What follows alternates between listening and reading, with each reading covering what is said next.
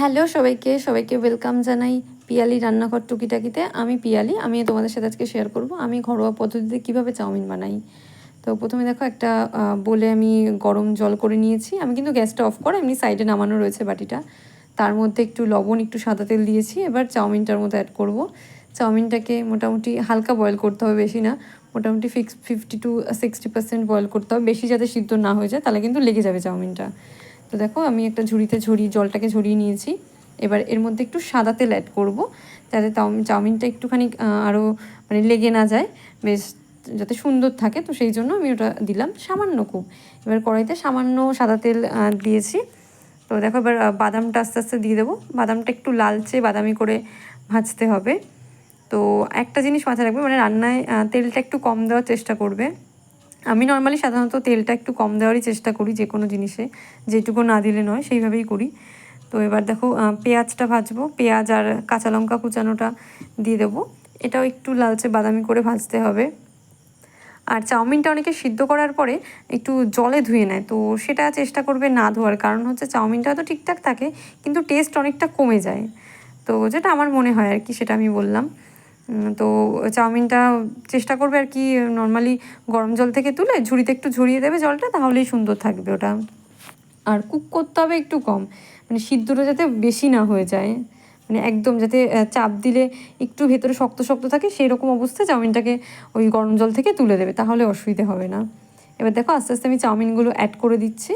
দেন লবণটাও add করছি। এবার লবণটা যেহেতু আমরা প্রথমে দিয়েছিলাম মানে ওই সিদ্ধ করার সময়, তো সেই কারণে একটু বুঝে দেবে লবণটা, কারণ এরপরেও সোয়া সস যাবে। তো সোয়া সসেও যেহেতু একটু লবণ থাকে, তো সেই কারণে লবণটা একটু কম দেওয়ার চেষ্টা করবে। যদি পরে মনে হয় যে একটু দেওয়া যেতে পারে তখন দেবে, একবার লবণ দিলে বেশি হয়ে যাবে ওটা। এবার নেড়ে নিতে হবে, একবারে সবটা চাউমিন দেবে না, অল্প অল্প করে আমার মতো দিয়ে নাড়ার চেষ্টা করবে, তাহলে জিনিসটা ভালো হবে।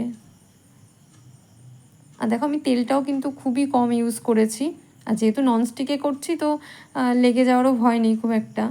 তো অল্প তেলেই আমি করার চেষ্টা করছি এটা।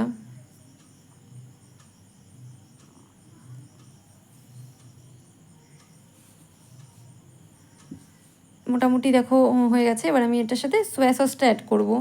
নর্মালি আমার বাড়িতে যা যা থাকে ঘরে সেই দিয়ে আমি করি, মানে এটা লাগবে ওটা লাগবে ওরকম কোনো ব্যাপার নেই, যা থাকে আমি তাই দিয়েই করি। এর মধ্যে কেউ চাইলে ক্যাপসিকাম অ্যাড করতে পারো, বাঁধাকপি গাজর এগুলো অ্যাড করতে পারো, বাট ওগুলো আমার কাছে অ্যাভেলেবেল ছিল না। তো সেই কারণে আমি ঘরে যা ছিল সেটা দিয়েই খুব সিম্পল ওয়েতে বানিয়েছি। তো সেটাই তোমাদের সাথে শেয়ার করছি। দেখো এবার সোয়া সসটা দিয়ে আমি হালকাই দিয়েছি, বেশি একটা দিইনি, যতটা প্রয়োজন আর কি, সেই হিসেবেই দিয়েছি। এবার মাঝখানে আমি ডিমটা ভাজতে ভুলে গেছিলাম, তো তখন চাউমিনটাকে নামিয়ে তারপরে আবার ডিমটা ভাজলাম, ভেজে দেন এবার অ্যাড করব, কারণ কথায় কথায় আমি ভুলে গেছি একদম ডিমটা ভাজতে। তো এবার দেখো বাদাম চাউমিন সব একবারে দিয়ে দিচ্ছি, দিয়ে দেন ওটা নেড়ে চেড়ে তারপরে নামাবো। তার আগে আরেকটা জিনিস অ্যাড করতে হবে এখানে, একটু ম্যাগি মশলা, যেটা দিলে টেস্টটাই পুরো পাল্টে যাবে। তো এবার দেখো এবার হচ্ছে ম্যাগি মশলাটা অ্যাড করে দেবো এখানে। আর একটা জিনিস আমি অ্যাড করি খুবই, যেটা হচ্ছে গোলমরিচের গুঁড়ো, বাট আমার কাছে ছিল না একদমই। তো একদিন শেষ হয়ে গেছিলো গোলমরিচের গুঁড়োটা, তো সেই জন্য আর অ্যাড করা হয়নি, তো ওই জন্য ওটা দিতে পারিনি। কাঁচা লঙ্কা দিয়ে কাজ চালিয়ে দিয়েছি, বাট গোলমরিচের গুঁড়োটা দিলে একটা ফ্লেভারটাই সুন্দর আসে, তো আমার কাছে ওটা ছিল না। এবার দেখো ম্যাগি মশলাটা অ্যাড করছি। এটা এই ম্যাগি মশলাটা আগেও একদিন বানিয়েছিলাম, সেটা ছিল, তারপরে আজকেও দিয়েছি, এখনও কিছুটা আছে। তো সেই বুঝে মানে সামান্যই দিতে হয়, ওগুলো বেশি দেওয়ার দরকার নেই, যতটা প্রয়োজন তো অল্পই দিয়েছি একদম। দেখো মোটামুটি আমাদের চাউমিনটা রেডি হয়ে গেছে। দেখো কি সুন্দর, একটার গায়ে একটা লাগেনি, ঝুড়ো ঝুড়ো আছে। আর এদিকে কিছু শশা কুচিয়ে নিয়েছি, ব্যাস গ্যাসটা অফ করে দিয়েছি মোটামুটি আমি। এই হচ্ছে চাউমিন রেডি। দেখো উপরে একটু সস আর শসা কুচো ছড়িয়ে একদম শেষ।